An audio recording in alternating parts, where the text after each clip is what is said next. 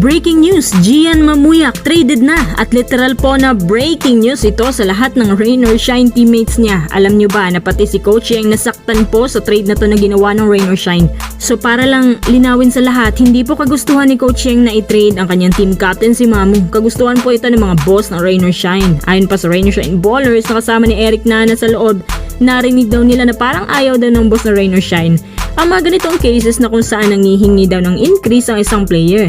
Para kasi sa kanila isang sinyalis yan na hindi magandang attitude sa isang player. Bali ang ibig sabihin pala ng boss dito, paano kapag pumayag sila na i-grant ang increase ni Mamu? Di kapag gumandang performance niya, baka manghingi na naman ulit. Dagdag pa ng source namin na hindi daw konti yung increase na yun. Medyo malaki-laki na raw.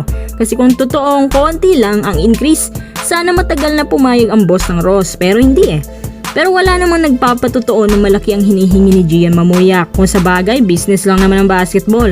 Yun lang muna ang masasabi ng Ross family. Sa balitang to, pinakaunang nalungkot si Coach Yeng kasi hindi niya akalain na ibibigay talaga siya ng Ross officials nang dahilang humingi ito ng increase. Sinabi na lang niya na may mga bagay daw na di niya hawak at kontrolado. Gustuhin man ni Coach Yeng na hawakan pa si Mamu. Pero anong magagawa niya kung yung mga boss mismo ng Ross ang ayaw? Parang pati siya hindi makapaniwala na isinuko. Lagi kasi yung sinasabi na tiwala siya na magkakasundo sila pero wala talaga. Parang takot ang Ross na lumampas sa salary cap. Pangalawang nalungkot yung mga teammates niya syempre. Alam niyo kasi si Mamu nag-iisang consistent na kapitan ng Ross. Minsan siya pa nga yung bumubuhat kapag down sila. Tapos yung mga fans, kahit nga ako nasasayangan pero wala tayong magagawa. In the end, kahit nga yung mga long time teammates si Michael Jordan nagkawatak-watak din. Pero teka, sino ang kapalit ni Mamu at saan siya papunta? Sa Phoenix, Philmaster siya papunta. Kapalit ang future first pick ng Phoenix sa 2027. Medyo worth it naman yung kapalit kasi nga high value naman si Mamu sa market at si Coach Yeng madaling humasa ng talents. Sa trade na nangyari kay Gian Mamu, ibig sabihin, mas lalong lalakas ang Phoenix ngayong conference at makakasama na rin niya ang kanyang former teammate sa Ateneo na si Tyler Teo. Magandang duo to sa backcourt. Hanggang ngayon, gusto pa rin talaga ni Gian na mapabilang sa Rain or Shine family. Parang hindi pa rin niya matanggap na iti-trade na siya. Siya pa ngayon nagko-coach dati sa bench laban sa Blackwater last conference at ang daming natuwa sa ginawa niya. Pero sad to say, wala na yon. At speaking of trade, Cedric Barefield, ang long-time player na nasa trade rumor, humingi po pala ng halos 1 milyon sa mga teams na handa siyang kunin kaya nagulat na malubha ang Converge sa hiningi niya. Ang Converge kasi ang pinakaunang taker.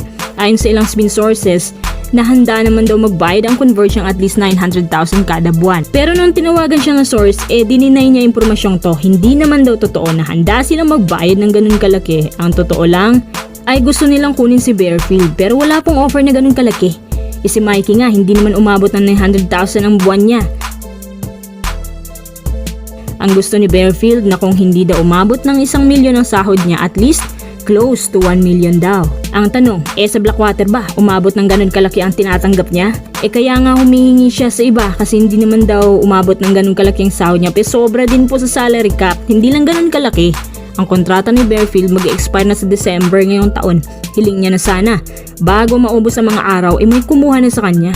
Naku, Kwakwa Barefield, kung gusto niya makapag-sign ng bagong team, babaan muna niya yung offer sa kanya. Total, hindi pa naman siya talaga superstar. Medyo wala pa sa lugar para manghingi ng malaki. Kung gusto niya ng ganun, di hintayin muna niya na pumasok ng SGA bago umalis. At sa PBA naman, disadvantage din to sa kanila kasi yung ibang liga nagpapa-increase na habang ang PBA nananatili pa rin sa mababang salary cap. Mas malaki pa nga tinatanggap na ibang nasa MPBL kaysa mga pro players dyan.